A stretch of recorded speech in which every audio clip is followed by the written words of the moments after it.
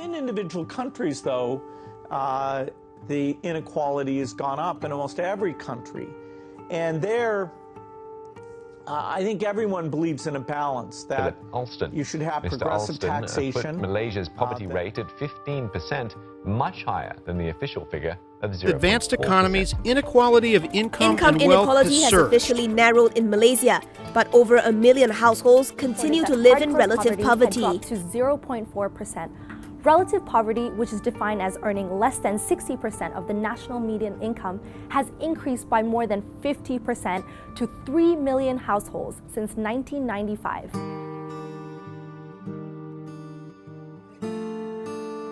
Okay, in my opinion, what I understand about wealth gap is some people is earning more than some people. And then what I would say about this method is, generally, we would say this is not fair. For me, wealth gap is inequality of distribution of wealth that cause rich get richer and poor stay poor.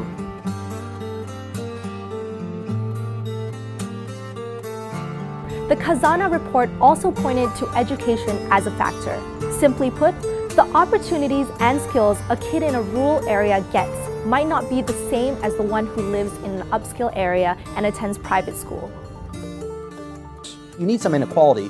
The problem is when that dynamism at a point in time gives rise to dynasticism, such that the next generation doesn't get an equal footing, such that kids of affluent parents, even if they are mediocre talent, get to go to the best schools and get access to the most after-school investment, the most training, and so on. And talented kids from less affluent families don't get to go to elite schools. They don't get invested in the same way. And that's a loss for all of us. That's not just a loss for them. That means our society will be Study by the less World productive. Bank linked inequality to rising crime rates, for one.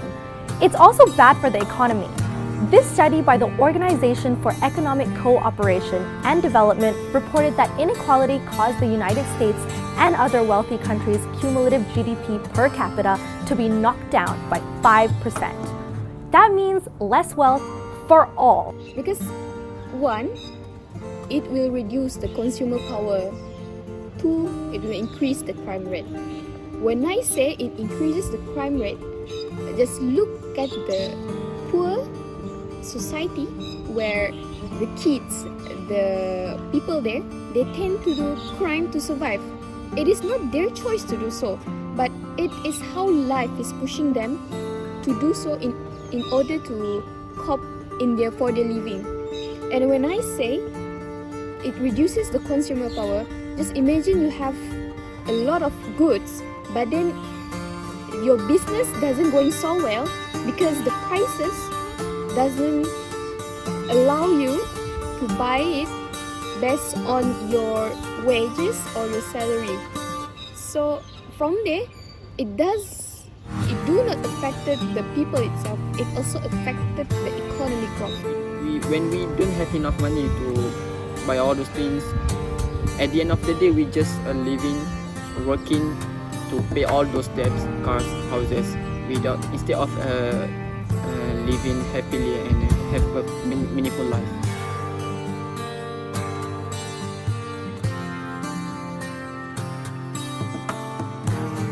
And there have been government attempts at closing this gap, and that includes the implementation of a minimum wage in 2012. All I can think of is the governments. They play a huge role in this, where they have to legalize or bring back their minimum wages, their prices in terms of goods, housing, and all the other In the meantime, maybe it's time to make a new effort to address these income inequalities. And maybe we could start by addressing the education inequalities in the country. Children from the lower segment of the socioeconomic distribution perform disproportionately poorly in mathematics, science, and reading compared to children who come from well-off background. So unless Malaysia addresses inequality within the education system, simply increasing access to education is not going to close the large gaps in income that we see today. Keutamaan harus diberikan kepada orang susah. Budak-budak yang pandai tapi daripada golongan susah. So melalui tahun ini lebih kurang 90% daripada kemasukan ke MRSM kita beri kepada golongan B40. But the thing most people would emphasize that is critical is the equal opportunity, that if the inner city schools are really, really good and the access to health so that that's not holding people back, or social services, if that's strong enough so that we can say, every kid has a near equal chance of becoming a lawyer or doctor, going to a good school, that is even better, because that's about freedom and that's about developing capacity as opposed to a zero-sum transfer. We can do a charity program or a charity organization that helps people to maybe to gain education or work jobs like that.